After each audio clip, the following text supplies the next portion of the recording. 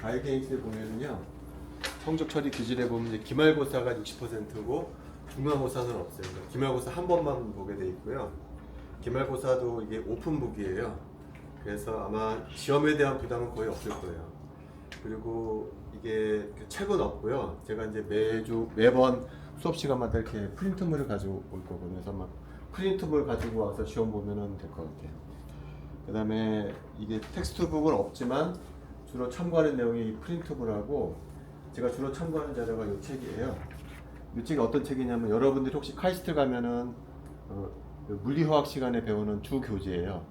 내가 이거 주로 요거를 레퍼런스를 하는 책인데 도서관에 있거든요. 한번 여러분들 참고해서 보면 될 것 같아요.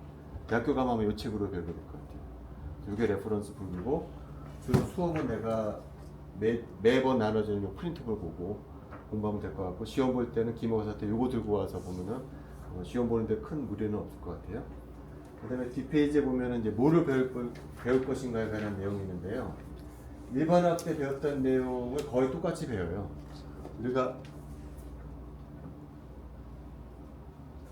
일반학 때 배웠던 내용을 잠깐 살펴보면 우리가 뭘 배웠냐면은, 일반학 때 우리가 회전분광학 배웠었죠. 로테이셔널 스펙트로스코피, 그 다음에 바이브레이셔널 스펙트로스코피 배웠어요. 얘가 뭐가 있냐면 두 개가 있었죠. 이게 IR이 있었고 라만이 있었죠. 얘는 우리가 뭐라고 부르냐면 마이크로웨이브라고 했어요. 그 다음에 세 번째가 뭐가 있었냐면은 일렉트로닉 스펙트로스코피가 있었어요. 오비탈 같은 거. 그 다음에 또 뭘 배웠었냐면은 우리가 NMR을 배웠어요. 그 다음에 하나가 뭐가 있냐면은, 명시적으로 얘기를 하진 않았지만 이제 그룹 시울이라는 게 있었거든요. 이게 뭐냐면은, 잠깐 얘기하자면 이런 거 있었죠. 우리가 베릴륨 하이드라이드가 있는데, 우리가 이 분노비탈을 우리가 어떻게 구했었냐면은, 이 분자는 원점에 관한 대칭이다 그랬었죠. 그래서 원점에 관한 대칭인 분자는 파도감수가 게라디 아니면 은게라디였다, 뭐 그런 얘기 했었죠. 그래서 이 분자오비탈을 어떻게 계산했냐면은, 왼쪽에 가운데 있는 베릴륨의 오비탈을 우리가 2s, 2p 왼쪽에다 그려주고, 양쪽에 있는 원자 오비탈을 갖다가 오른쪽에다 기울여줬어요. 근데 이 분자 오비탈이 게라디 아니면 은게라디인데, 이 분자 오비탈을 우리가 어떻게 만들려고 그러냐면은 원자 오비탈의 선형결합으로 만들 거라는 거죠. 그래서 원자 오비탈을 우리가 푸사이 1, 푸사이 2라고 그러면 이렇게 원자 오비탈의 선형결합으로 분자 오비탈을 만들 텐데, 우리가 아는 건 뭐냐면은 분자 오비탈이 게라디 아니면 은게라디였다. 근데 그거를 원자 오비탈을 더하고 빼서 만들 것이다. 그러면 얘도 마찬가지로 게라디 아니면 은게라디다. 얘도 마찬가지로 게라디 아니면 은게라디다. 따라서 원자 오비탈도 게라디 아니면 은게라디다. 뭐 그런 얘기 했었다는 거죠. 따라서 이 원자 오비탈도 게라디 아니면 은게라디로 구분이 되어야 되는데, 얘는 게라디 오비탈이고 p 오비탈은 은게라디여야 된다.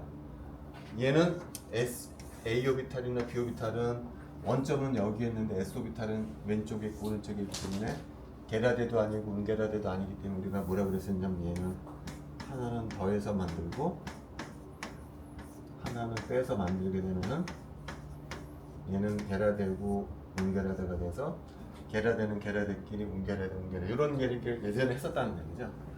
요거를 유식한 말로 뭐라고 부르냐면은, 요걸 군눈이라고 부릅니다. 이거 우리가 뭐라고 그러냐면 분자의 대칭성을 이용을 해서 분자 오비탈을 만드는 그 이론을 유식하게 뭐라고 부르냐면은 분광학에서 군론이라고 부른다는 거죠. 이게 분광에서 상당히 중요한 위치를 차지해요. 그래서 이것을 좀 자세하게 배울 거라는 거예요.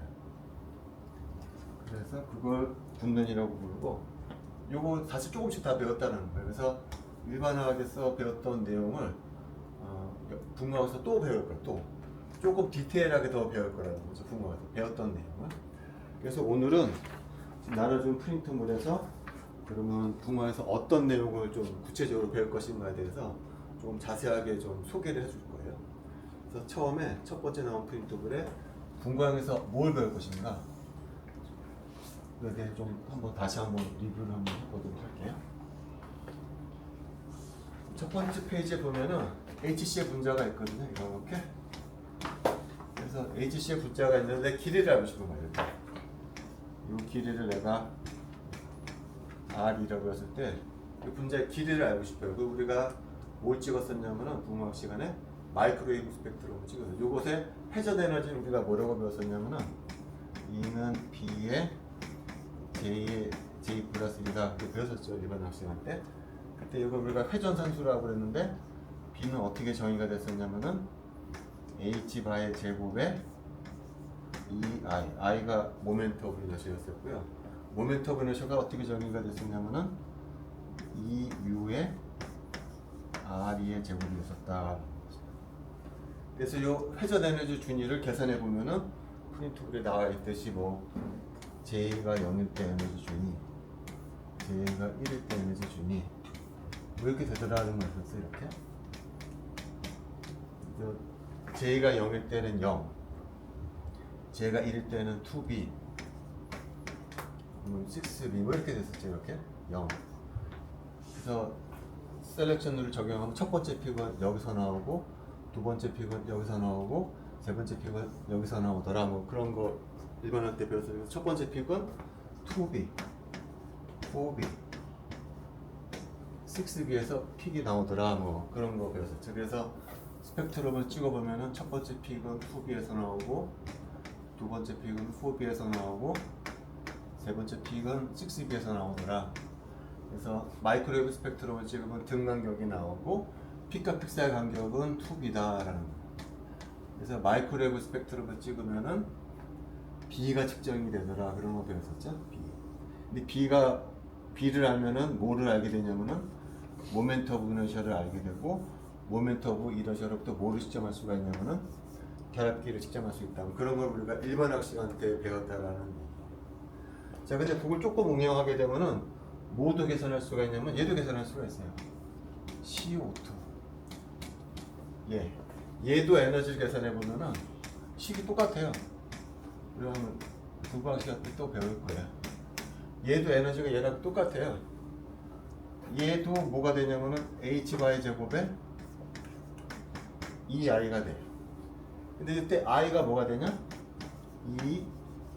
EMO의 RCO의 제곱이 돼. 얘가 RCO야. 해보면 그렇게 되더라는 거지. 그러니까 얘도 마이크로웨이브 스펙트럼 찍어보잖아요. 뭐 이렇게 나온다라, 이렇게 2B가 나와요. 똑같아. 식도 똑같아. I만 달라져, I만. 근데 I에 뭐가 나오냐면은 RCO가 나오기 때문에 얘도 이제 구할 수가 있다라는 거예요. 자, 근데 이제 문제는 뭐냐면은 이 다음 스텝이에요. 얘 같은 경우에는 요 길이하고 요 길이가 같거든요. 근데 얘는 어떨 거냐면 얘. 그 다음 스텝은 얘가 OCSR. 요 길이가 달라. RCO, RCS. 이때는 어떻게 되겠냐? 이때는 얘도 마찬가지로요. E는 B의 J의 J 플러스 이렇게 돼요. 근데 얘가 이제는 RCO와 RCS의 함수다라는 얘기예요. 좀 복잡한 식이 나온다는 거예요. 여기는 이 분자의 구조를 알기 위해서는 두 가지 값을 알아야 되거든요. C와 O 사이의 길이, C와 S 사이의 길이를 알아야 돼. 그래서 실험을 두 번을 해야 돼. 얘는 요 B 값이 뭐하고 뭐의 함수냐면은 C와 RCO와 RCS의 함수가 된다는 거죠. 그래서 실험을 두 번을 해줘야 돼. 그 실험을 두 번 하게 되면 우리가 두 개의 길이 값을 알 수가 있다는 거죠. 이거를 우리가 이제 붕어학 시간에 배우게 될 거예요. 자, 그 다음에 이거랑 비슷하게 그 다음 페이지에 보면은 이것을 응용을 하잖아요. 그러면은 얘는 두 가지 스트럭처 파라미터를 알아야 이 분자 구조를 결정하는 것과 마찬가지로 얘도 마찬가지예요. 얘도 유사하게 얘도 두 개의 파라미터만 정해지게 되면 분자의 구조가 결정이 돼요. N과 H 사이의 결합 길이 그 다음에 이 각도만 알게 되면 얘도 마찬가지로 분자의 구조가 결정이 되는 공간. 얘랑 거의 유사한 방법을 이용을 해서 얘의 분자 구조를 결정해 줄 수가 있어요. 벤젠도 마찬가지예요. 벤젠도 두 가지 스트럭처 파라미터만 알면 이렇게 돼요. 요 길이 RCC, RCH 요 길이하고 요 길이만 알면은 벤젠의 구조가 결정해요. 이거 두 개가 공통점이 있어. 두 가지 파라미터만 알잖아요. 실험 두 번만 하게 되면은 얘는 전부 다 분자의 구조를 결정할 수 있다는 공통점을 갖고 있어요. 회전 분광학을 이용하게 되면은 얘네들의 분자 구조를 결정할 수 있다. 이거를 우리가 분광학 시간에 배우게 될 거예요. 그 다음 페이지에는 우리가 지금 방금 전에 얘기했지만 HCl 같이 선형 분자 같은 경우는 에너지가 B의 J의 J 플러스 1 그래가지고서 뭐 이렇게 에너지가 된다. 방금 얘기했었죠. 근데 얘 말고 분광 시간은 또 뭘 배울까요? 이런 분자를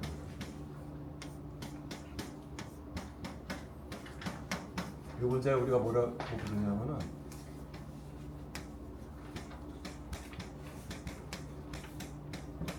시메트릭 탑 분자라고 불러요. 얘가 회전할 때는 에너지가 어떻게 돼? 얘가 회전할 때는 회전 에너지가 이렇게 표현된다고 우리가 일반학 시간에 배웠거든요. 분광학 시간에는 조금 복잡한 분자. 요 분자를 우리가 시메트릭 탑이라고 부르는데 얘의 회전 에너지는 어떻게 될 것이냐. 결론적으로 얘의 회전 에너지는요. 여기다가 항이 하나가 추가가 돼. 앞에 항은 똑같이 들어가게 되고요. 여기에 요 항이 하나가 추가가 돼요. 여기 항이 추가가 돼가지고 프린터블의 오른쪽처럼 조금 복잡한 에너지 준위를 갖게 돼요. 요 항이 왜 나오느냐? 이제 그것에 대한 내용을 이제 배우게 되면은 회전 분광에 관한 내용이 이제 끝나게 돼요. 자, 그래서 이제 한 파트가 이제 끝나게 되고요. 자, 그 다음에는 원자 분광에 관한 얘기.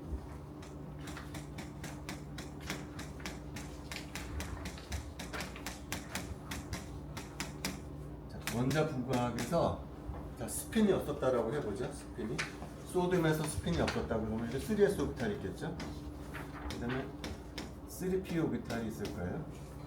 s 오비탈 하나하고 p 오비탈이 3개가 있고 스핀이 없었다 그러면 p에서 s 오비탈이 떨어지는 픽이 하나만 나올 거예요. 근데 실제 실험을 해보잖아요. p에서 s 오비탈이 떨어지는 픽이 사실은 두 개로 보여요.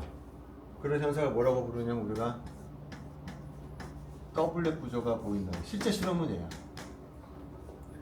이론상으로 스핀이 없다 그러면 P에서 S로 픽 하나만 보이다. 왜냐면 P 오비탈 에너지 주제가 똑같기 때문에 하나가 보여야 될 것으로 예상이 되는데 실제 실험을 해보면 픽이 두 개로 보이더라는 거죠. 얘가 이미 두 개로 이렇게 갈라져서 픽이 두 개로 갈라져 있더라. 실제 실험을 해보면 그렇게 되더라고요. 이게 왜 두 개로 갈라지느냐? 뭐가 존재하기 때문이냐면은 전자는 스핀이라는 가군 동력이 존재하기 때문에 그래서 얘의 역할에 관한 얘기를 해주는 것이 이제 원자 분광. 그러니까 프로톤이 있고요. 전자가 있거든요. 스핀이 없을 때는 이 전자가 갖고 있는 가군 동량은 오비탈 가군 동량만 생각을 했었어요. 다시 말하면 이 전자가 갖고 있는 가군 동량은 핵 주위를 공존 운동에서 생기는 가군 동량밖에 없다라고 해서 그 가군 동량 장자수 우리가 보통 L이라고 부르거든요. 그래서 L이 0일 때를 우리가 S 오비탈, L이 1일 때를 P 오비탈로 생각했는데 얘 말고 또 다른 가군 동량이 있다라는 거죠. 그걸 뭐라고 부르냐면은 스핀 가군 동량이라는 것이 또 하나가 존재한다. 여기 있다라고 해야만 얘가 두 개로 갈라진다는 걸 설명해 줄 수 있다. 그거를 우리가 뭐라고 부르냐면은 스핀 양자수 S라고 부릅니다. 얘도 있다라는 거, 얘를 있다라고만 가정을 해야 여기 두 개로 더 갈라진다는 걸 설명해 줄 수가 있어요. 여기다가 자기장을 걸어주잖아요. 그럼 이 위쪽은 다시 네 개로 갈라져요.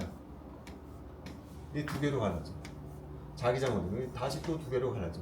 그래서 여기서 여기로 굉장히 복잡하게 갈라지더라라는 얘기죠. 그래서 요 얘기를 해주게 될 거예요. 원자 분광에 관한 얘기예요. 제가 이 학교 오기 전에는 20년 전에 오기 전에는 사실 화학에서는 원자 분광이 그렇게 중요한 토픽은 아니었었어요. 근데 요즘에는 이게 상당히 중요해요. 이게 왜 그러냐면 요즘에 여러분 아까 많이 들어봤을 텐데 퀀텀 컴퓨터 얘기 많이 듣잖아요. 퀀텀 컴퓨터에서 큐빗으로 쓰는 것이 대부분 원자예요. 상당 부분. 근데 원자에서 원자 에너지 레벨을 얘기할 때 바로 이 원자 에너지 준위에 관한 얘기를 해주거든요. 이때 이런 얘기를 많이 해줘요. 스핀 오비탈 양자수, 오비탈 양자수, 그 다음에 얘하고 얘를 더해준 이 오비탈 앵귤러 모멘텀하고 스핀 앵귤러 모멘텀 다 더해준 이 양자수에 관한 얘기를 많이 해준단 말이죠. 그래서 요즘에 들어와서 특히 원자 오비탈 에너지 준위에 관한 얘기가 상당히 많이 나와요. 양자 컴퓨터 얘기를 해주면서. 그래서 중요도가 높아진 부분 중에 하나예요. 그 다음도 비슷한 얘기예요. 그 다음 예를 들어서 카본 같은 경우에 우리 P-오비탈이 있잖아요. P-오비탈의 전자 두 개 이렇게 얘기하잖아요. 근데 이 픽처는 굉장히 단순한 픽처라는 거지. 왜 그러냐면은 P-오비탈이 세 개가 있고 각각의 P-오비탈에 지금 스핀까지 고려해주게 되면 P-오비탈은 세 개인데 거기에 스핀이 업스핀으로 들어갈 수가 있고 다운스핀이 들어갈 수가 있기 때문에 P-오비탈에는 전체 몇 개의 상태가 있냐면 6개의 상태가 있거든요. 근데 카본 같은 경우에 그 P-오비탈에 2개 전자가 들어가 있기 때문에 몇 개의 경우의 수가 있냐면은 2개의 경우의 수가 있을 수가 있어요. 또 토탈 몇 개의 상태가 있냐면은 15개의 상태가 있다는 거죠. 2P-오비탈에 2개 전자가 들어가 있는 카본의 상태는 전체 15개의 상태가 있는 거라는 거죠. 그러니까 여기가 15개가 있는 거야. 하나, 둘. 15개의 상태가 있다는 거예요. 근데 15개의 상태가 여러분들 이 프린트문에 놨지만 15개 상태가 그룹이 돼서 그룹화가 돼가지고서 이게 갈라져요. 이렇게 스핀하고 이것들이 서로 상호작용을 해서 세 뭉치 혹은 5뭉치로 갈라져가지고서 에너지가 갈라지게 돼 있다는 거예요. 그래서 요것에 관한 얘기를 아마 원자 분광 시간에 얘기해 주게 될 거예요. 그래서 근데 이 부분이 상당히 좀 어려워요. 요것이 이제 가군 용량을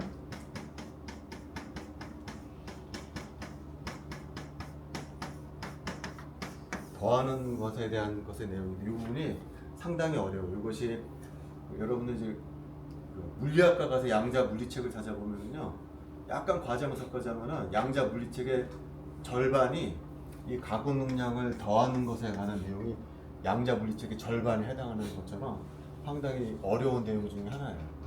내가 이것을 수업 분광 시간 하는 것이 여러분들이 뭐 완벽하게 이해하기를 바라고 하는 것이 아니고 이 내용이 굉장히 중요하거든요. 한 번 들어서 이해가 가지가 않아. 여러 번 들어야 이해가 되거든요. 그래서 여기 한번 고등학교 때 한번 듣고 나와서 대학교 가면 이 얘기를 여러 번 듣게 될 거예요.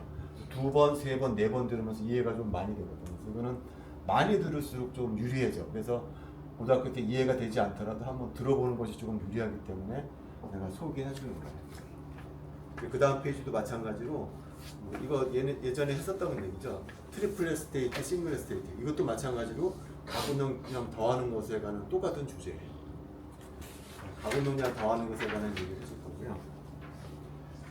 자, 그 다음에 양자역학에서요, 제대로 풀리는 것은 수소 원자밖에 없어요. 대부분의 경우에는 제대로 풀리지가 않아. 그래서 양자역학에서는 대부분 근사를 해요.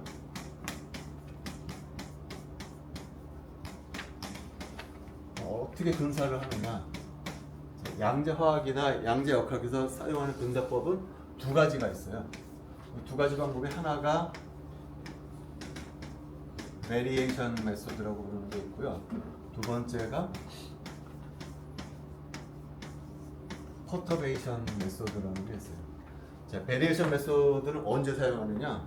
분자 오비탈 만들 때. 분자 오비탈 만들 때 주로 사용하는 방법이 베리에이션 메소드고요. 그 다음에 셀렉션 룰 있잖아요. 뭐 1s 오비탈에서 2p 오비탈 올라간다. 그런 셀렉션 룰을 유도할 때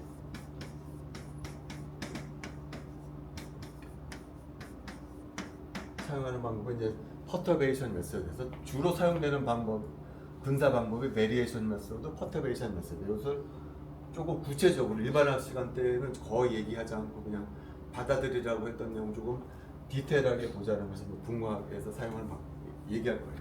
그래서 먼저 베리에이션 메소드부터 한번 보도록 할게요. 베리에이션 메소드는 방금 얘기했지만 분조비탈 만들 때 사용하는 방법이라고 했죠. 여러분도 아마 기억하겠지만 여기 S오비탈이 있거든요. 여기 S오비탈이 있어요. 수소 두 개가 서로 상호작용해서 분조비탈을 만들면은 본드오비탈을 만들고 안타이 본드오비탈을 만든다고 그랬었죠. 그래서 우리가 일반학 때 어떻게 했냐? 분조비탈은 두 개가 더해져서 만들고 안타이 본드오비탈은 두 개가 뺏어서 만든다. 뭐 그런 식으로 얘기를 했었죠. 이거 좀 더 수학적으로 얘기하자면은 분조오비탈은 어떻게 되냐면은 먼저 오비탈을 선형 결합해서 만든다 그런 거였었죠. 이걸 우리가 뭐라고 부르냐면 LCAO라고 부르는 거죠. 자, 근데 사실은 여기에다가 하나가 더 필요해요. 분자 오비탈을 만든다. 이렇게 하겠다라는 것이 LCAO고 실제로 얘를 구하기 위해서는 두 번째가 더 필요해. 그게 뭐냐면 베리에이션 메소드. 왜 두 번째가 필요하냐면 이렇게 놓겠다라는 것이 LCAO고 그 다음은 뭐냐면 C1하고 C2를 구해야 돼요. 이거를. 얘하고 얘가 뭔지를 구해야 이게 구해지거든요.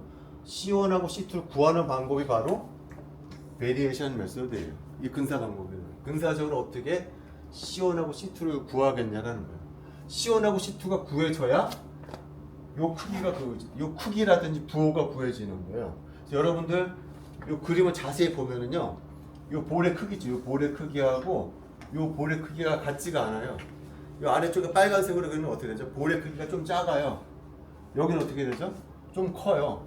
크기가 같지가 않아요. 요 놈하고 요 놈의 크기하고 요 놈의 크기가 같지가 않아. 거기다가 내가 일반학 때는 대충 그려놓고서 요 간격하고 요 간격을 같이 그렸었는데 실제로 보면 어떻게 되죠? 요게 아래쪽 요 길이하고 요 길이 비교하면 요게 더 커요. 실제로. 그것은 정량적으로 다시 한번 구해보겠다는 거지. 실제로 얘를 정확히 구해보겠다. 구해보면은 이쪽이 작고요. 이쪽이 커요. 근데 에너지도 구할 수가 있거든요. 에너지 구해보면 요 놈보다 요 놈이 더 많이 올라가 있더라는 거죠. 이걸 베리에이션 메소드를 이용해서 실제로 구해보자라는 거예요. 근데 그 다음 페이지는 이것도 확장하잖아요. 그러면 이제 두 개만 구하는 게 아니에요. 예를 들어서 세 개의 원자 오비탈이 세 개뿐만 아니라 네 개도 마찬가지예요.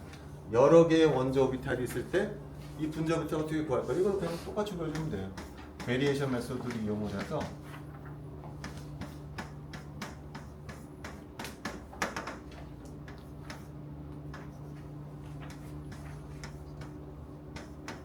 이렇게 놓고서 그냥 C1, C2, CN을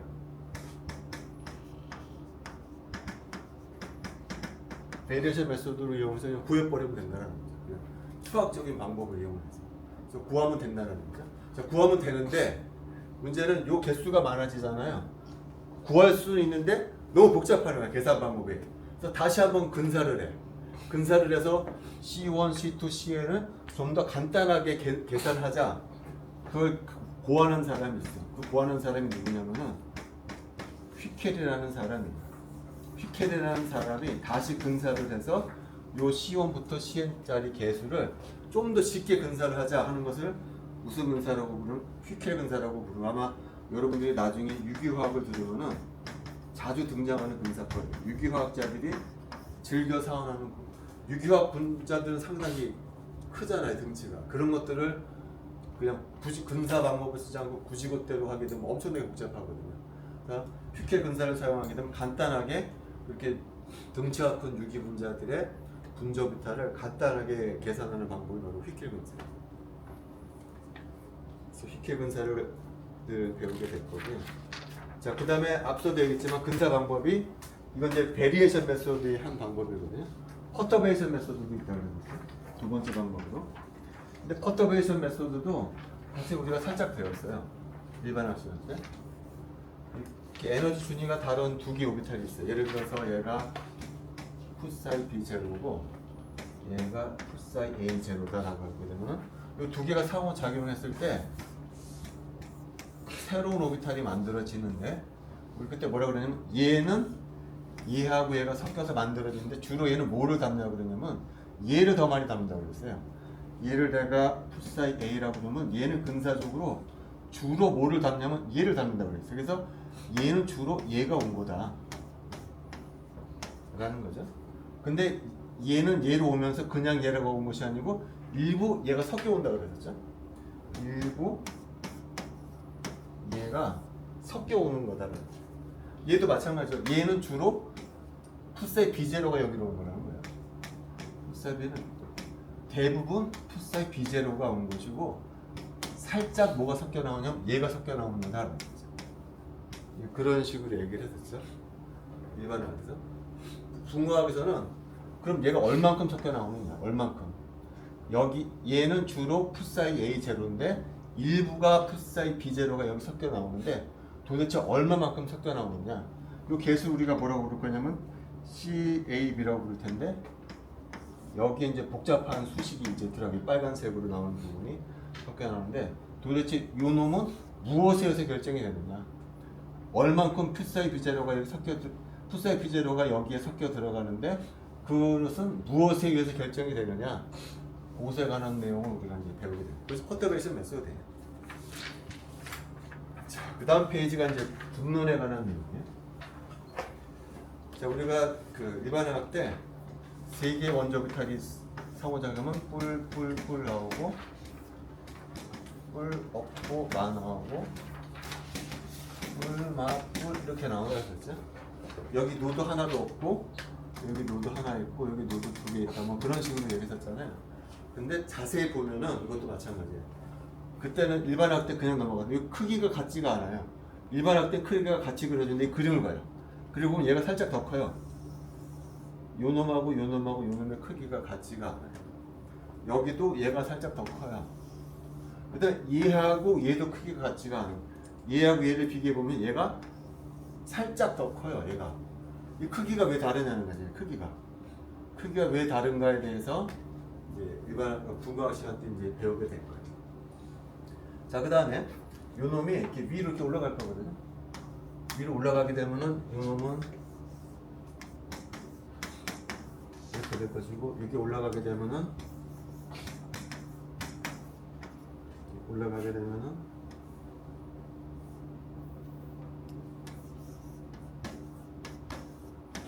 그래서 얘는 에너지가 떨어지게 되고 얘는 에너지가 떨어지게 되고 얘가 올라가게 됐다 이렇게 됐었죠. 그래서 이게 정확히 정삼각형이 되면은 얘가 두 개가 에너지가 똑같다 뭐 그런 얘기해서 요런 에너지 준위가 생긴다라고 해서 정확히 60도가 되면은 얘하고 얘는 에너지가 같다 그런 얘기를 했었죠.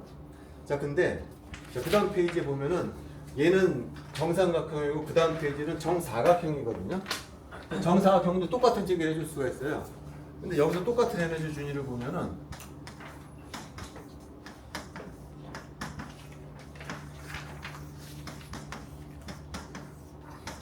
이렇게 되거든요. 가운데 두 개가 에너지가 똑같아요.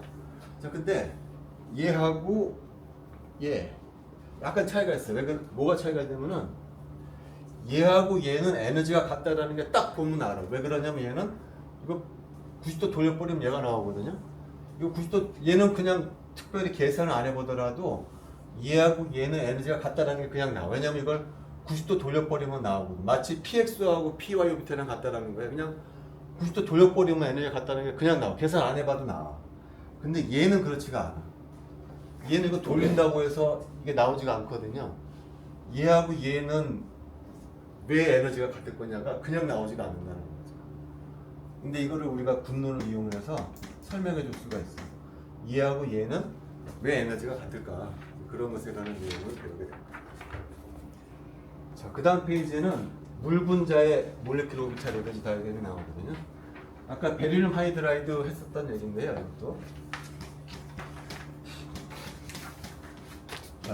앞서도 이제 베릴륨 하이드라이드는 분자 비탈을 우리가 구할 수가 있어요. 비교적 쉽게. 왜 그러느냐? 얘가 대칭성이 있기 때문에.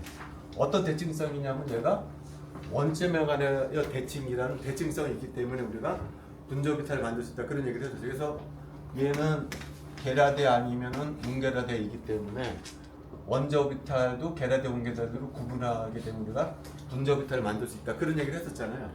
근데 이제 문제는 얘라는 거죠.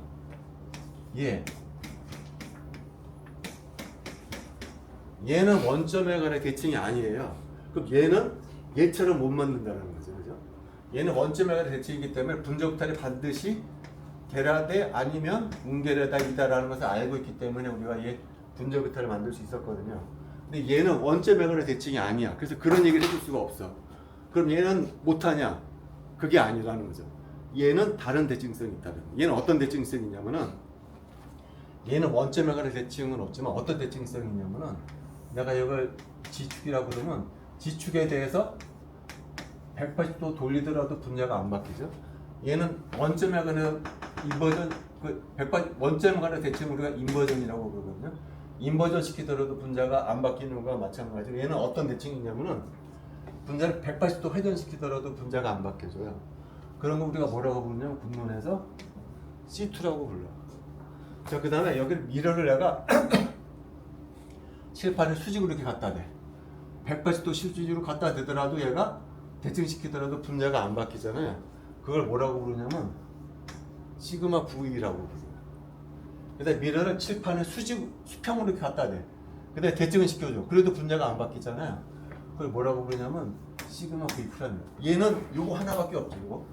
얘 때문에 분자가 게라데냐 웅게라데냐 두 가지로 구분되지만 얘는 C2 대칭성도 있고 시그마 V 대칭성도 있고 시그마 V 프라임이란 대칭성 세 가지 대칭성이 있어가지고서 분론에 주장에 하면은 이런 세 개의 대칭성이 있는 분자에서는 함수가 네 가지로 구분이 된다는 거예요.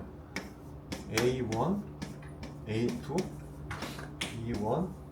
이 테이블에 보면 네 가지가 A1, A2, B1 네 가지로 구분될 수 있다는 거죠. 그래서 더 다양한 얘기를 해줄 수가 있다는 거예요. 그래서 얘 했던 얘기를 그대로 여기서도 해줄 수가 있다는 거예요. 이것이 바로 분론이에요.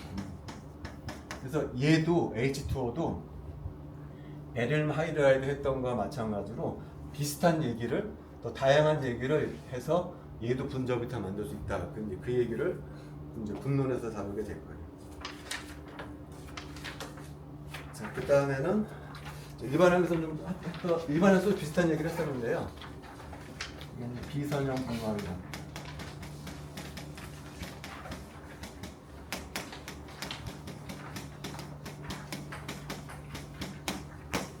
이건 뭐냐면은 예를 들어서 여기 1S, 2S가 있고 여기 2P가 있어요. 예를 들어서 여기 간격의 에너지가 100이었었다고 해봅시다. 그래서 100이라는 에너지를 갖는 포톤을 딱 쏴줘요. 그럼 1S에서 어디로 올라간다고 했죠? 2P로 올라간다고 했었죠. 100이라는 포톤을 쏴주게 되면은 그 포톤은 에너지를 받아서 1에서 2P로 올라가. 근데 100이라는 포톤을 쏴주지 않고 내가 딱 50을 쏴줘. 반에 해당하는 포톤을 쏴줘도 이 포톤이 흡수가 될 수가 있어. 왜 그러느냐? 포톤 두 개가 합쳐져 가지고 동시 흡수가 될 수가 있거든요. 그런 걸 뭐라고 부르냐면은 투 포톤 업접션이라고 부르요. 근데 그때는 2P로 올라가는 것이 아니고 셀렉션율이 바뀌어 가지고 어디로 올라갔냐면은 2S로 올라가게 돼 있어요. 이걸 투 포톤 업접션이라고 부른다. 자, 근데 50 했을 때 딱 여기에 어떤 스테이트가 있을 때는 업접션이 되는데 여기 스테이트가 없어. 스테이트가 여기 있어. 그럼 어떻게 되느냐? 이놈이 쭉 내려와 버려. 100으로 그냥 튀겨나와 버려. 다시 말하면은 50을 쏴줬는데 뭐가 나오냐면 100이 나온다는 거예요. 그러니까 여기 어떤 비선형 물질이 있어요. 50짜리 포톤을 쏴줬는데 뭐가 나오냐면은 100짜리 포톤이 나올 수가 있다는 거죠. 52개가 합쳐져 가지고서 100이 튀어나올 수가 있다는 거죠. 이런 걸 무슨 프로세스라고 부르냐면은 세컨 하모닉 제네레이션이라고 불러요. 50에 해당하는 포톤을 쏴줬는데 얘랑 상호작용하면서 2배 되는 그 에너지를 가는 포톤이 튀어나오는 프로세스를 뭐라고 부르냐면은 세컨 하모닉 제네레이션이라고 불러요. 근데 여기 리얼 스테이트가 있었다. 그러면 그때는 빛이 방출되는 것이 아니고 아예 흡수가 된다. 이것도 투포톤 프로세스고 얘도 투포톤 프로세스예요. 근데 여러분들 일반학 때도 투포톤 프로세스를 하나 배웠어요. 라만도 투포톤 프로세스예요. 이것도 라만 프로세스. 이 라만이 바깥에서 쏴주는 것이 레이저 라이트이고, 그 다음에 요 간격이 분자의 진동 에너지 주파수고, 요 놈이 레일라이 스캐터링이라고. 바깥에서 쏴주는 빛의 주파수. 이것이 분자의 진동 주파수. 그 다음에 이것이 튀겨 나오는 빛의 주파수. 그래서 우리가 스톡스 라만 스캐터링이라고. 이것도 일종의 투포톤 프로세스. 원 포톤, 투 포톤. 이거는 원 포톤, 투 포톤. 이거 셋 다 투포톤 프로세스예요. 이런 것들을 우리가 뭐라고 부르냐면 비선형 분광학이라고 불러요. 이거는 포톤이 2개가 작용하는 프로세스인데 3개 포톤이 작용하는 프로세스도 있고 4개, 5개, 6개가 서로 상호작용하는 굉장히 복잡한 프로세스들이 존재해요. 이걸 비선형 분광학이라고 부르고, 분광학 시간에 이제 이 부분에 대해서 이제 다루게 됩니다. 자, 이제 그다음에 마지막으로 NMR. 자, NMR은 내가 수업 시간에 설명했던 방법은 어떻게 내가 NMR을 설명했냐면, 스핀이 있는데 업 스핀이 있고 다운 스핀이 있다.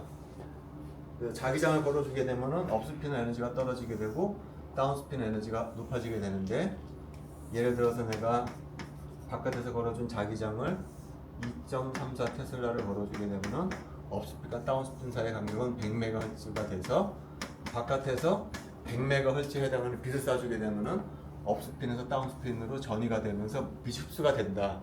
그래서 픽이 보인다 라는 식으로 얘기를 했잖아요. 근데 실제로는 이런 식으로 스펙트럼이 찍어지지가 않아요.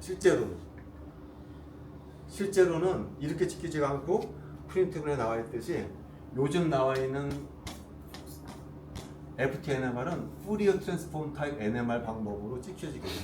이런 방법으로 찍혔던 건 옛날 방법이고, 지금은 전부 FD 방법으로 찍혀지거든요. 그래서 지금은 어떤 방법으로 찍혀지는가에 대해서 설명을 해주려고 해요. 분광 방법. 이게 뭐의 약자냐면은,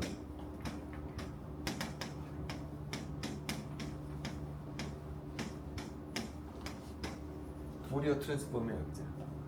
그래서 살짝 얘기를 해주자면 이렇게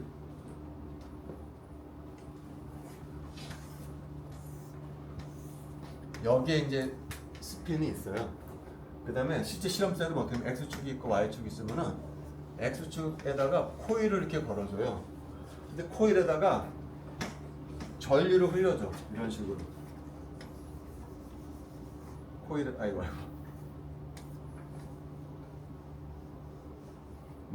코일에다 전류를 흘리게 되면 어떻게 될까요?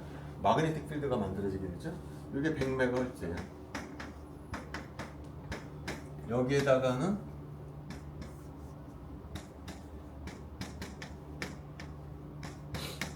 아까 이거는 똑같아요. 아까 바깥에다 2.34 테슬라를 걸어주게 되면은 100MHz 차이가 생긴다고 그랬었잖아요. 실제 실험은 어떻게 하느냐? 여기다가 2.34 테슬라 자기장을 걸어줘. 그런 다음에 여기다가 전류를 흘려줘. 코일에다가 정확히 100MHz 전류 흘려줘. 그러면 코일에다 전류를 흘려주게 되니까 어떻게 될까요? 이쪽 방향으로 자기장이 100MHz로 왔다리 갔다리 하는 거예요. 근데 그 자기장하고 뭐가 상호작용하냐면요, 여기 스핀이 있다고 그랬었죠?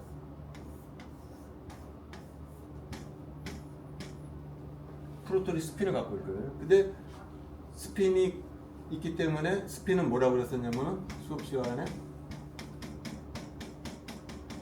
얘가 작은 자석이라고 했었거든요. 요 스핀이 갖고 있는 작은 자석하고 요 코일에서 전류를 흘려주게 되면 여기 자기장이 만들어지잖아요. 얘하고 얘가 서로 상호작용을 해주는 거예요. 그래서 얘가 요놈의 힘을 받아서 얘가 움직이게 되는 거예요. 그래서 얘가 새로운 운동을 하면서 얘가 자기장을 만들어요. 새로운 자기장을 생성을 해요. 얘가 만들어낸 생성된 자기장을 Y축에다 또 코일을 만들어요. 이걸 리시버라고 부르거든요. 그래서 여기에 시그널이 생겨져. 여기 시그널 생기는 것을 측정을 해보면은 이렇게 됩니다. 그래서 이걸 측정하는 거예요. 여기에다가 100MHz 자기장을 걸어주게 되면은 여기서 만들어낸 자기장하고 스핀이 갖고 있는 작은 자석하고 상호작용을 해서 이 자석이 새로운 움직임을 통해서 자기장을 생성을 해내면은 그 자기장이 만들어낸 자장이 여기에 디텍션이 되는 Y축이. 그래서 여기서 시그널을 만들어내. 얘를 X축이 지금 T잖아요. 이걸 후리어 트랜스폼이라고 하는 수학적인 알고리즘을 이용하게 되면 여기 이제 프리퀀시가 돼서 픽이 하나가 나온다. 그래서 스펙트럼을 찍어내는 거예요. 그래서 이런 방법으로 NMR을 측정을 하는 거예요. 그래서 지금 이게 무슨 말인지 아마 잘 모르겠을 텐데, 하여튼 이런 방법으로 측정을 하더라. 그래서 이 부분에 대해서 NMR에서 좀 자세히 배우게 될 거예요. 자, 그 다음에 NMR을 설명하면서 내가 슬쩍 넘어간 게 있거든요. 사실은 자세히 생각해 보면은 좀 이상한 부분이 있어요. 내가 제대로 설명하지 않은 것들이 뭐가 있는지 그런 게 있어요.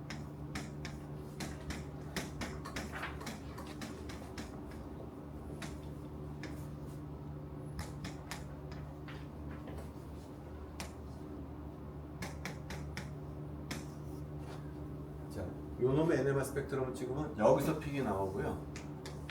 여기서 픽이 두 군데서 나온다고 그랬거든요. 자, 그럼 먼저 B에서 나오는 픽은 A 프로톤이 업스핀일 때가 있고 다운스핀일 때가 있기 때문에 픽이 두 개가 나온다고 그랬죠. 그래서 여기서 픽이 이렇게 두 개가. 그 다음에 A 프로톤에서 나온 픽은 얘가 업일 때 다운일 때, 업일 때 다운일 때가 있기 때문에 이렇게 나온다고 그랬어요. H. 우리가 이제 수업 시간에 제가 이렇게 얘기를 했었거든요. 자, 근데 요 설명은 얘가 고체일 때 실험했다 그러면은 설명이 맞아요. 왜 그러냐면은 예를 들어서 A 프로톤이 있거든요. 이 놈이 업일 때 업일 때 얘가 자기장을 만들어내거든요. 그래서 업일 때 여기 업일 때 자기장이 여기에 미쳐가지고서 이런 식으로 픽을 만들어내는데, 만약에 액체에서 실험을 하지 않고, 고체에서 실험을 하지 않고 액체에서 실험을 했다라 그러면은 이런 식의 설명이 통하지가 않아. 왜 그러냐면은 고체일 때는 얘하고 얘가 상대적인 위치가 딱 고정이 되거든요.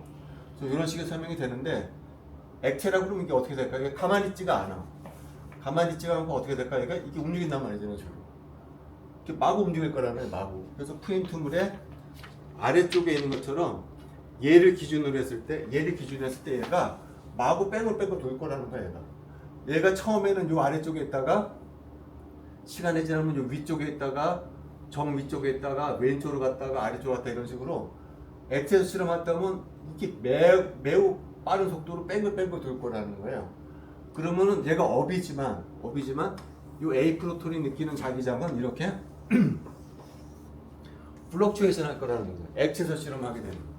그럼 비록 얘가 업이긴 하지만 얘가 실제로 느끼는 자기장은 요 놈의 평균이기 때문에 0으로 느끼게 될 거라는 거죠. 사실은 얘가 업이든 다운이든 상관이 없이 고체가 아니고 액체에서 실험했을 때는 평균만 느낄 것이기 때문에. 왜 평균을 느끼냐면 얘가 딱 고정된 위치에서 자기장을 미치는 것이 아니고 뺑글 돌면서 에버리지가만 볼 것이기 때문에 0을 느끼게 될 것이다.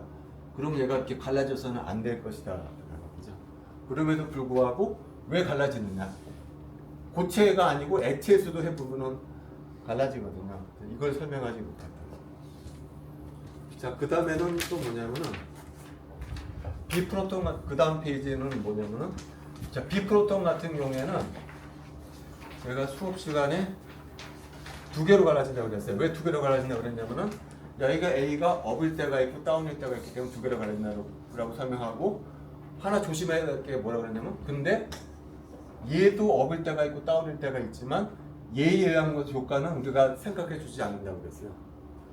얘가 갈라지는 것은 오직 얘에 의해서, 얘가 업일 때가 있고 다운일 때가 있기 때문에 두 개로 갈라지는데 얘에 의해서는 추가로 갈라지지 않는다. 그 이유는 얘하고 얘는 다르다는 거죠. 얘하고 얘는 동등한 프로톤이다. 얘하고 얘는 동등한 프로톤이고 얘하고 얘는 서로 구분할 수 있는 프로톤이다. 구분할 수 있는 프로톤끼리는 커플링을 하지만 서로 동등한 프로톤끼리는 그런 효과가 나타나지 않는다 그래요. 그래서 이게 픽이 두 개로 갈라진다 그랬거든요. 그래서 분광학 시간에는 그럼 동등한 프로톤의 경우에는 왜 그런 효과가 나타나지 않느냐, 그것에 대한 설명을 해줘야 됩니다. 자, 그 다음에 마지막으로는요.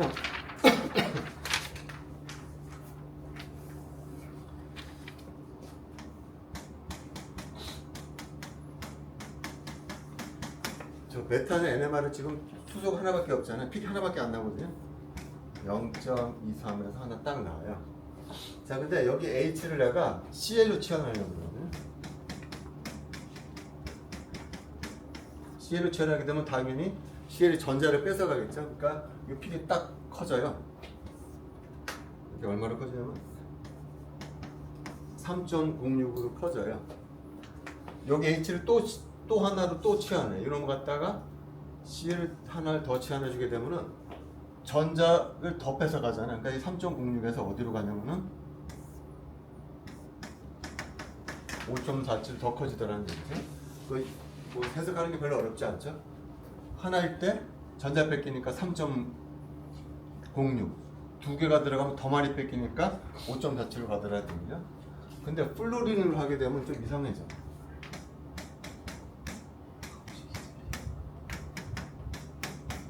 플로린으로 가게 되니까 이 픽이 4.27로 가는데 픽이 두 개로 갈라져. 하나가 아니고 두 개로 갈라져. 그 다음에 이걸 갖다가 플로린을 더 치환하니까 더 커지는데 이번에는 픽이 세 개로 갈라져.